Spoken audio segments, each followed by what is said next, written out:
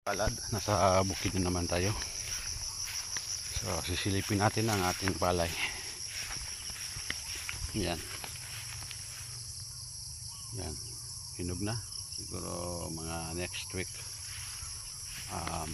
may pa-harvest na natin sa awan ng Diyos. Yung sa mga kasama natin farmers doon banda sa unahan, natumba yung kanilang palay. Yung sa ating pamangkin kay Valdez. So ito, morning mga ka-farmers, awan ng Diyos,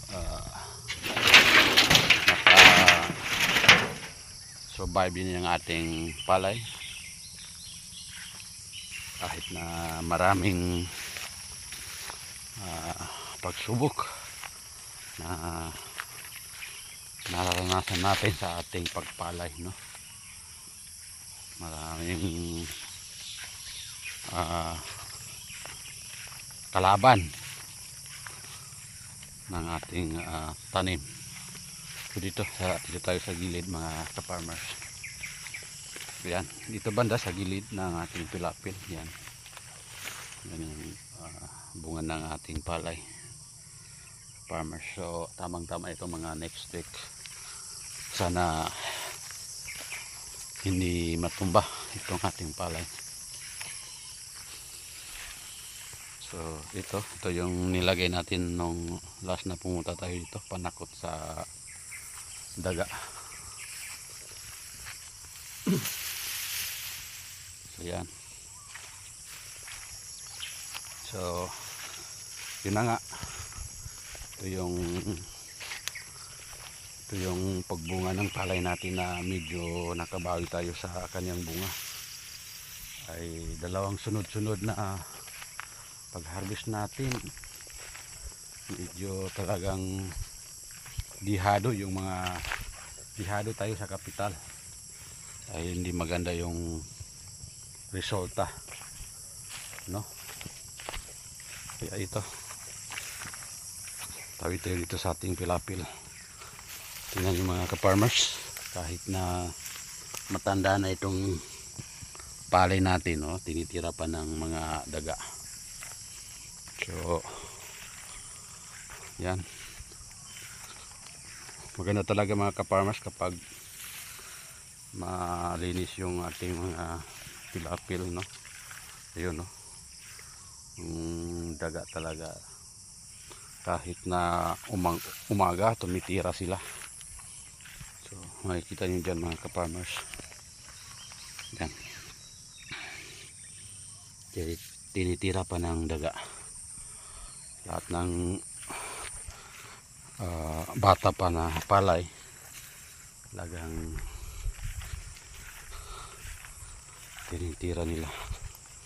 So far dito banda maganda yung butil, no? Makikita natin talagang ito, wala tayong makikitang tinatawag natin yung walang laman. Ukap pangalan sa amin, ukap. So yan mga farmers. Balik tayo sa area. Pupunta sana tayo doon sa ating bundok, pero tumuloy tayo dito sa ating palay para masilip. So sa awa ng Diyos na walang sakunang darating, by next week makaka-harvest tayo. So pangatlong buwan ngayon. Ngayon is October ba? September 13. So pangatlong buwan itong ating palay. So meron ilan doon banda talagang pinirada ng daga yung mga ilan sulok dyan.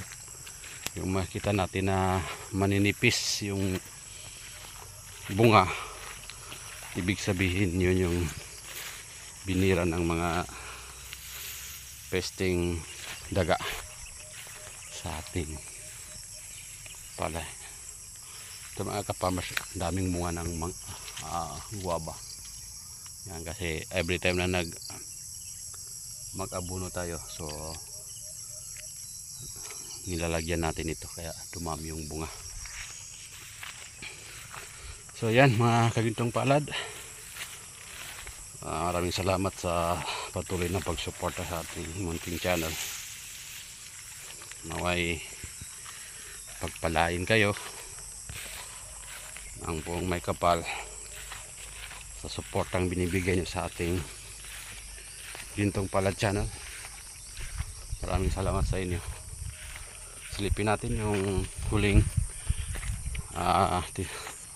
sinabog natin dito sa ating kuya, sa ating direktor. Yan. So nagbubuntis na yung kanyang palay dito. Yan. Sana makasabay na, no? Mas maganda mga ka-farmers kapag sabay-sabay mag tanim, kasi yung pinamumugaran ng daga hindi makalipat dito, no? So yan. So pagka harvest natin, hihintayin natin yung sa kanya para makasabay na dito sa pagsabog, no? Isaan lang, hindi mamugad yung daga. So yan ang update natin dito sa ating bukid, sa ating palayan. Maraming salamat sa inyo at mabuhay ang magsasakang Bangsamoro.